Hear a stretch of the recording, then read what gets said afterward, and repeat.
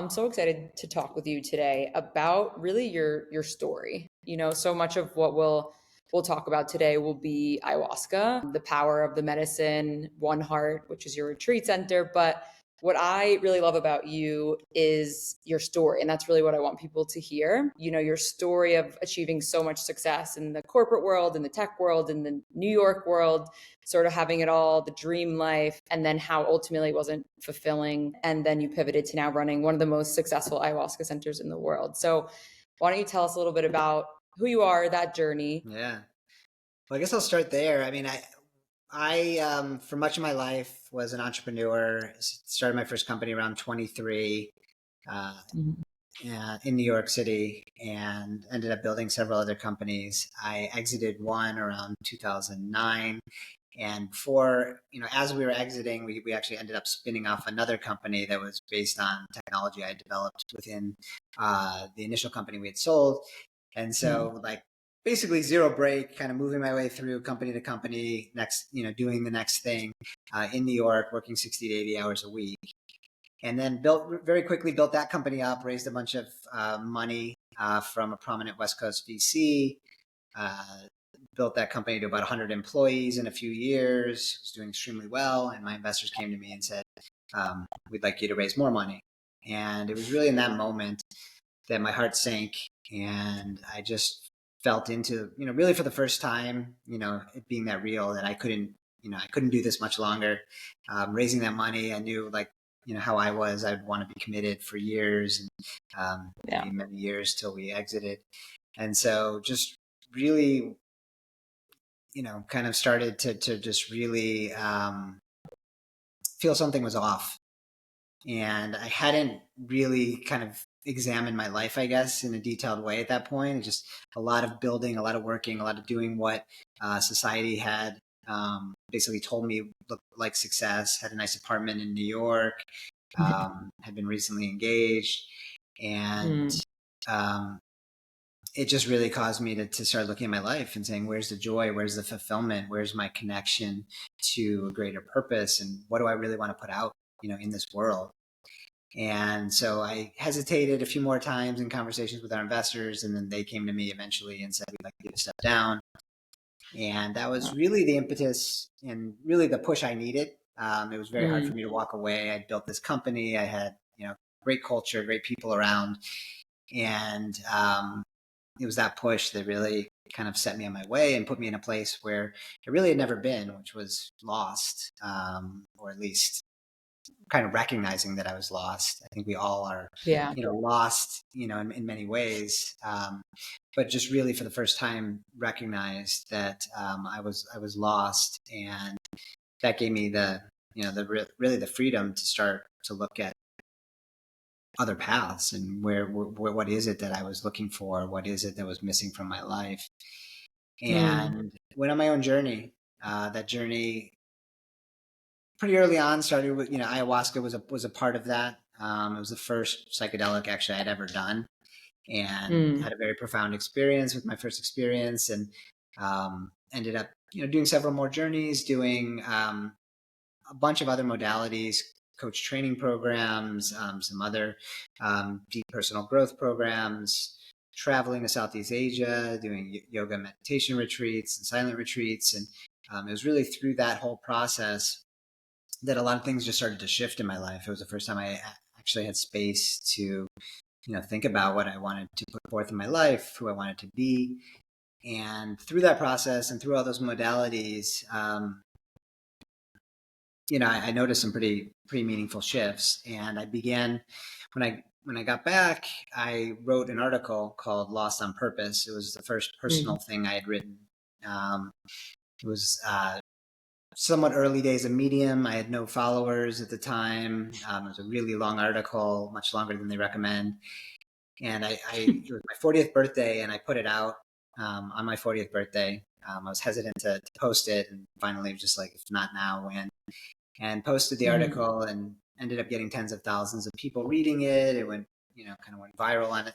And a lot of people were writing me saying, hey, this is my story. This is my story. And what they really meant by that was, I've done a lot of the things, I've checked a lot of the boxes. I'm a high performer. I've had success in certain areas of my life, and yet I don't really know what I'm, where that joy, where the fulfillment is. I don't even know where to look next. And so it Yeah. was from that response and from those people that I really started thinking of, like, what can I do? How do we support, people that have a oversized ability to impact the world and yet are struggling to find what to do with that energy and with their talents. And that's really how One Heart came to be. Just really thought about a lot of the work I had done, a lot of the, everything kind of beautifully merged, including my, prior work. I had built a lot of events and, done a lot of event planning and things like that. And a lot of things that I wouldn't even have expected kind of all came together and allowed me to start One Heart. And as you've experienced, we've kind of, it's become the passion of mine, of our team. Anyone who really visits just sees the energy and has such beautiful experiences and transformations that it's hard to focus on much else. Do you see any parallels between leading a tech company and guiding people through like transformative spiritual experiences? Or I mean, there's always a lot of stuff I see. Like, I know experience that supported me in what I'm doing now. I mean, one of the things is just the people we're interacting with. I really understand that mindset. And so, yeah. Oftentimes when I talk about my superpower, I say it's being a bridge. So I still really understand kind of that analytical type A mind, the entrepreneur, the people that are building, creating.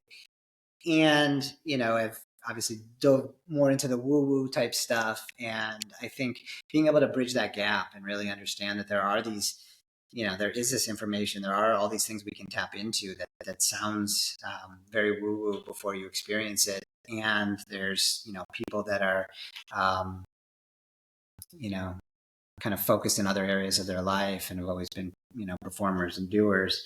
And so kind of understanding that mindset and bringing an experience to that, I think has been a big part of what One Heart is, both in, the people we attract and how the experience plays out for people, including our integration, which is really structured a lot around like helping people have a new operating system so they can continue to create in the world, but do so in a way that's not the constant type A, push, push, push, never enough mindset that really burns people out these days. That is my favorite thing about you and One Heart is like it's very relatable. And I think that that's something that's super different because when we're going to sit with ayahuasca in jungle or in different places where they like fully live outside of that city life, it can be challenging to take it back with you. So I think that you guys do a really good job of, bringing together a community that is quote unquote in the normal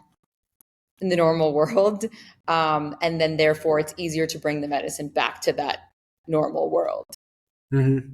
Yeah. Yeah. Yeah, and it's been intentional. I think the community aspect of One Heart and of this medicine is really important, and it's been lost. I think this medicine for all of time that it was used was done in community. So you'd sit with your tribe, you'd integrate with your tribe. Life would be an integration. And then, as we westernize the medicine, you might go to a weekend retreat in Brooklyn, as I did for my first time at a yoga studio, or somewhere in California or wherever. Or you even pop down to Peru and you're there on your own. You maybe don't even understand the language and don't have any preparation, any integration. And so, really, what we've created with One Heart is that community, and we all really experience it together. Everyone on that journey is a big part of our support. And that community really allows you to then kind of bring this into your everyday life, along with the integration program that we have. So when you go back home, the life around you hasn't necessarily changed. However, you have these people that you went through this journey with, you all have this shared understanding, this way of supporting each other. And we have this program that supports people as they, and how they can take, these learnings, these breakthroughs, and bring them into their life in the modern world. Yeah. And to dive deeper into ayahuasca, there's, I operate as a bridge as well. And I think a lot of what people really feel is fear that they're going to change and they won't be able to relate to their life. Can you speak on A, do you feel like the medicine is for all of society, or do you feel like it's for very specific people? And B, on the fear of, will I still fit in with my family and friends? Yeah. I mean, I hate to say that it's for some people and not for others. I think it's more of a timing thing. I think there's a time in your life, and it may not happen for everyone in this life, but there's a time in your life when you decide that you want to tap into something greater, and that there is change you want to make in your life, and that there's more to life than maybe this kind of box or this matrix that we've been put in. And I think people come to that point in a lot of different ways. For some people, it's just really a lot of personal pain and difficulty in certain areas of their lives, with relationships, with family, with work. For some, it's kind of wanting to get to that next level and really feeling into that there's this other something bigger out there that they're not connecting to, or that they've lost maybe a sense of their childhood and and their inner child. And so I think for everyone, it can come in different ways, but I do think there is a calling. I speak with everyone before our journeys, and that's kind of a core thing that I really, kind of feel out with them is, are they being called to this at this time? And is there, that desire to really explore it? And you mentioned the change. I think the change, you really want to come to an experience like this wanting change. So I get that, there's obviously fear to change. That's very normal. We're very conditioned to, follow what we know. We have fear of the unknown, and that's what keeps us locked in a lot of the places that we are, and what keeps, a lot of society, quite unhappy in their lives, because that's what they know. And so they continue to follow what they know. And when they typically arrive on a call with me, there's usually some sort of desire to go beyond that. There's something that happened in their life. There's an awakening, or something where they're curious. Oftentimes they've heard about it now multiple times in a short period of time. For me, it was the first time I heard about it. I had never heard of ayahuasca. It was 8-9 years ago, and someone told me about it, and it was just immediate. Yeah, I think for many, there just comes a time when when they feel the calling, and there's just this desire that awakens in them, and this curiosity to find out what else is out there, and how a shift within them can shift their world.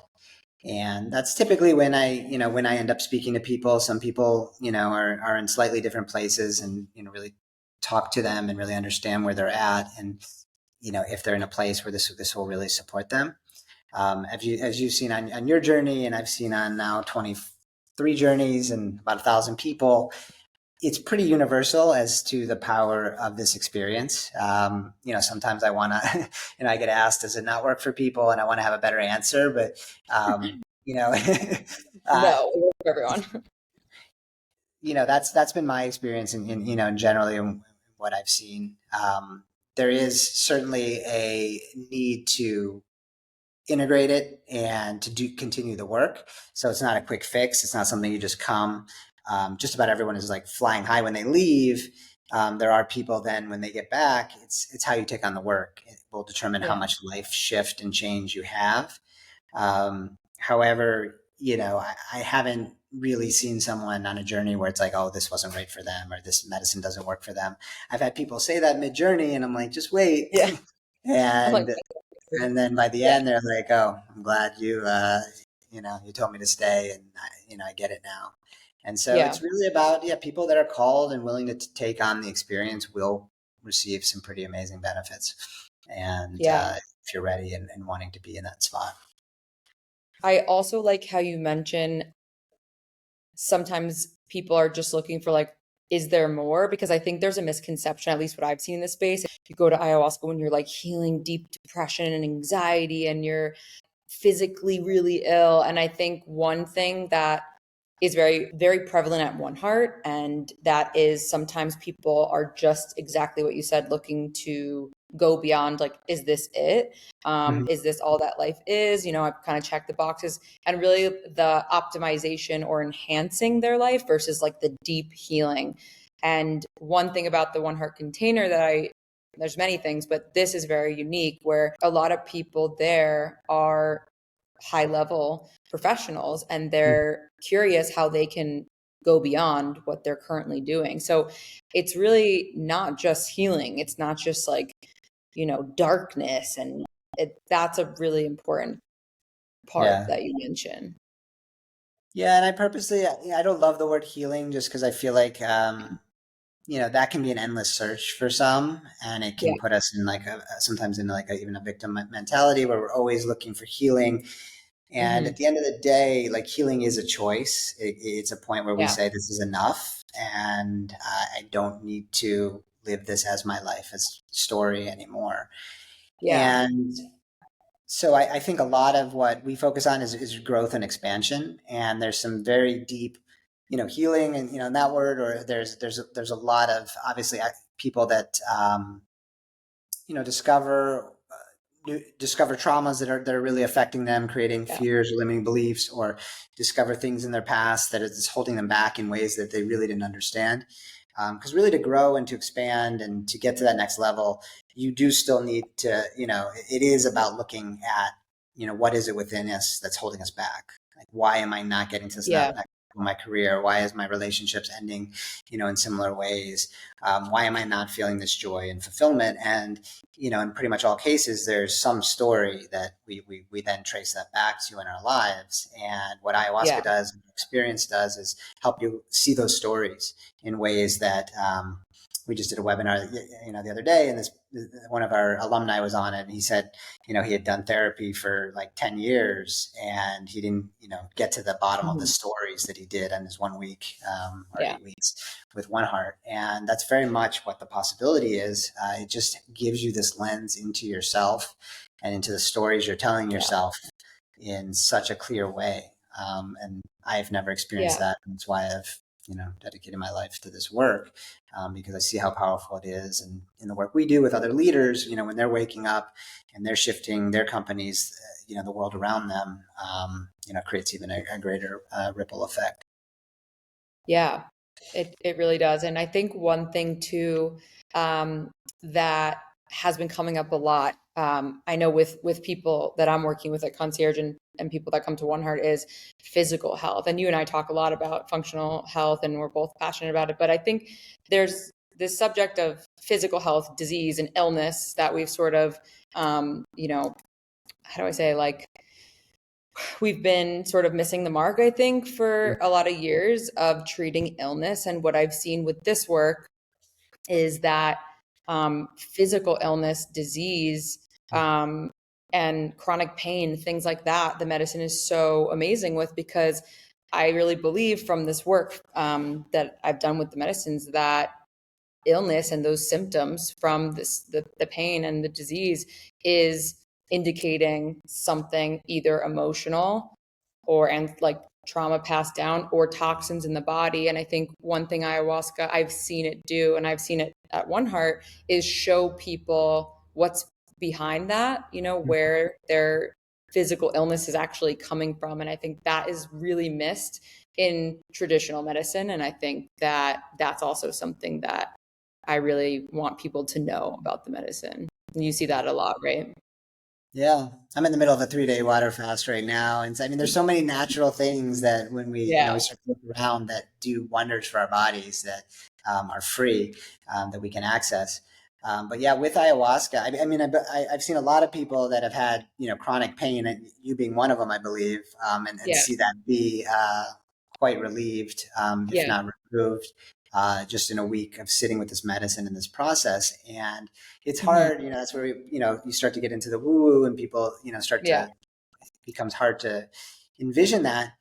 However, we're really, everything is energy, and we're creating energy with our emotions, with, the way we sit, the way Yeah. we tense up, and so there's so many aspects to that our emotions and, the energy that we're creating affects our body. And this process allows you to release energy, both in Yeah. ceremony and a lot of the practice that we do. There's these deep energetic releases. And, I've seen it many, many times. People relieved of pain. Yeah. People have illnesses that go away. And then in addition to, it happening, in that way, I think another big part is, as I mentioned, it's the awakening of, being more conscious about how we eat, what we put into our bodies, being more open about the things that are really, not good for us. We have a Yeah. lot of epidemics in this country. Processed foods is laden with like seed oils and sugar and pesticides, and we're not really thinking about the stuff we're putting in our body, and our bodies are not meant to handle that, and it causes a lot of disease. There's a diet that we do, before the journey, and people are cutting out alcohol and other unhealthy foods and things. And oftentimes, we hear time and time again them staying off it, and the people that never thought they would have Yeah. stopped drinking, going off Yeah. that and realizing how immensely supportive that is, for their health. And so Yeah. that's one of the reasons we have a functional medicine program that people can participate in as well, with a doctor who's been on one of our journeys and is amazing. And Yeah. Yes. that's because people are in a state where they're open to more change, and so it's a great time to really look at our habits, look at our blood work, look at all the things that are going on within our bodies, and be able to make shifts. And then that work also helps with the emotional work that we're doing and spiritual work that we're doing, because if you have hormone imbalances, or if you have lots of inflammation in your brain, it makes it harder to concentrate and focus and do the work and make the changes that you want to make. So it really all goes hand in hand. Yeah. And I don't know about you. I guess I'll ask you this question because for me, um, I, a lot of people come to the medicine, come to ayahuasca, they get off their SSRIs and they get off their, benzos and things, ADHD medication, in order to sit with the medicine. And a lot of people that I speak with on SSRIs and these kinds of medicines, they asked me recently, a couple people, have you ever seen anybody go back on pharmaceuticals after ayahuasca? And honest to God, I've never seen it. I've only seen people come to ayahuasca and other plant medicines and get off of those substances. Yeah, no, I say the same. I mean, there's a chance that someone has and, wouldn't want to Yeah. report that and report back. But I mean, I know many people that, went off them and that I'm still in touch with and that we hear from, Mhm.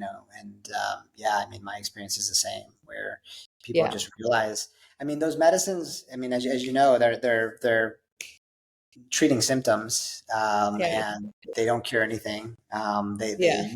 They numb us even further, which is the reason we have the issues that we have. And so ayahuasca and these types of medicines are working the opposite way, where they're uncovering what actually is the root cause. What is it that we're repressing and holding back and pushing down, that we need this medicine to take for the rest of our lives to allow us to even just operate in the world. And so it's removing those blocks. It's removing, providing light to what that is. And once that's removed, we no longer need the medicines. Yeah. Yeah. I think that is becoming a lot more mainstream, which is great. The concept of that, these ancestral medicines are providing root cause solutions, getting to the bottom of why someone has physical or mental health issues. I myself have been on that path of no longer needing pharmaceuticals after this work. And now that the medicine is getting more mainstream, do you feel really good about that? Or is there any concerns you have as it becomes like almost normal life conversation?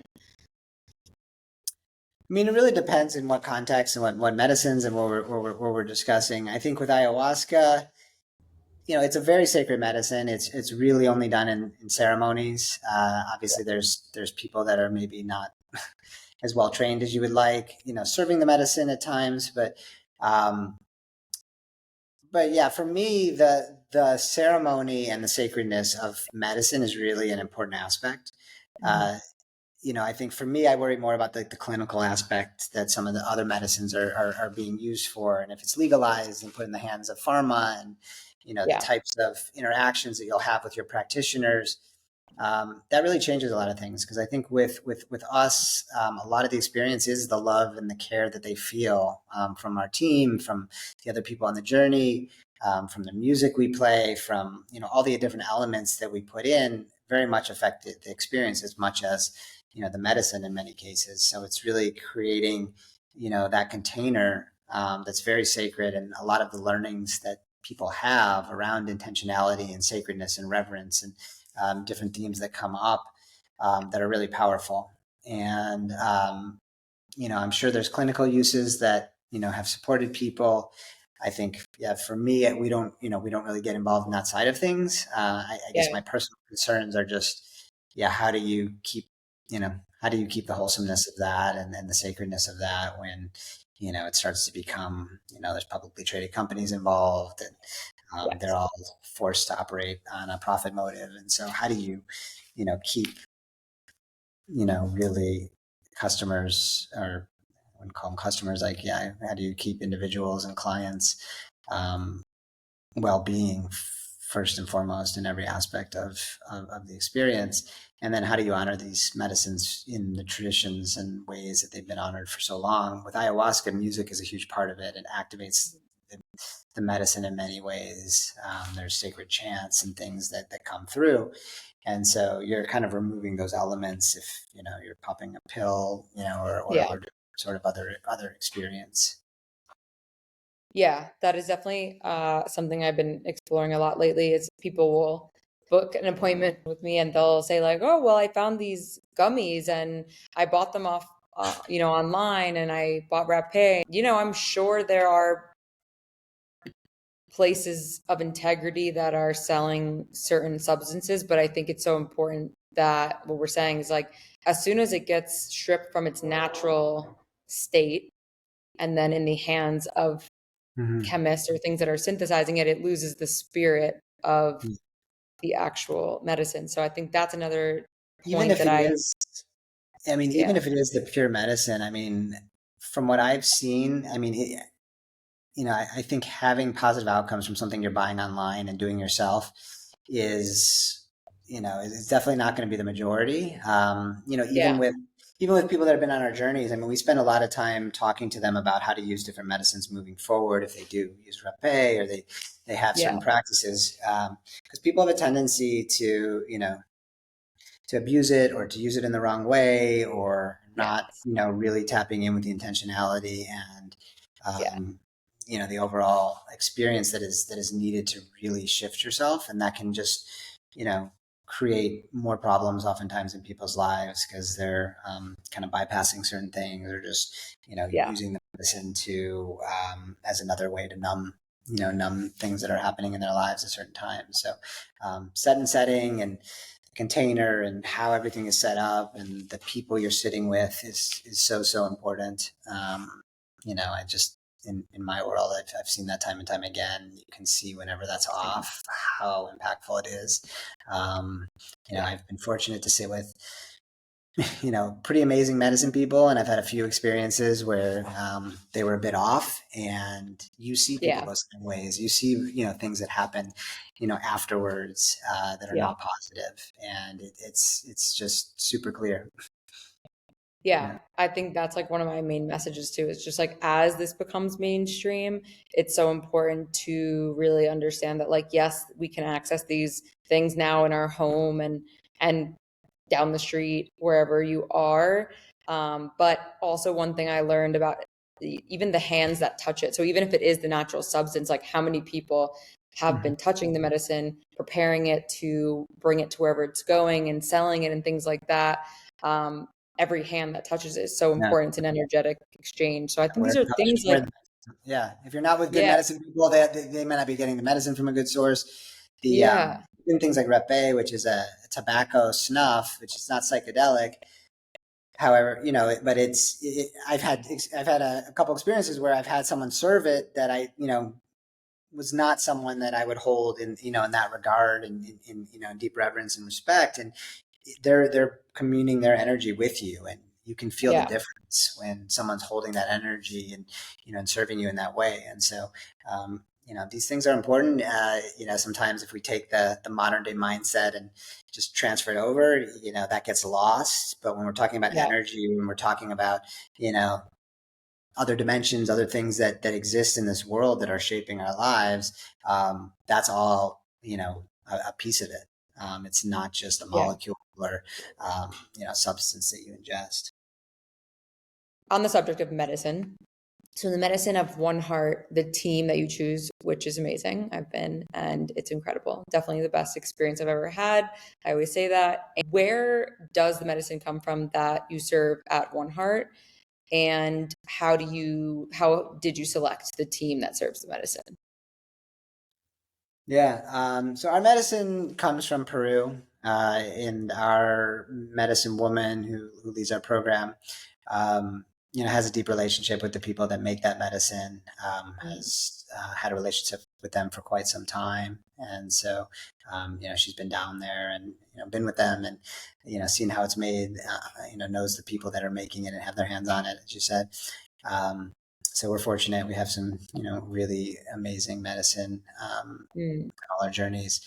As far as the medicine team, she's been a good friend even before we started these journeys. I was connected to her in Miami a while mm, back and got to know her and who she was as a person and her heart and her, why she does this work.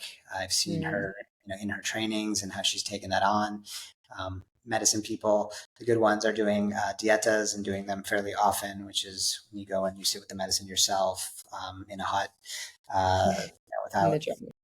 yeah, electric running water, jungle. And, she's been someone who's just taken on that work in a very deep way. Each time you're communing with a different plant that brings in new energy that you can commune in ceremony. Actually, myself and my team has done multiple dietas as well, which is pretty rare for Yeah. non-medicine people, but it's really supported us in many ways and supporting others as well. And then, she's put together a lot of people around her, some of whom I knew before, some I didn't, that are all, also really have a deep relationship with the medicine. One of our main medicine women is from Brazil and brings kind Mm, of the Yawanawa culture, which is very unique that we bring different cultures together. Typically, an altar has one specific,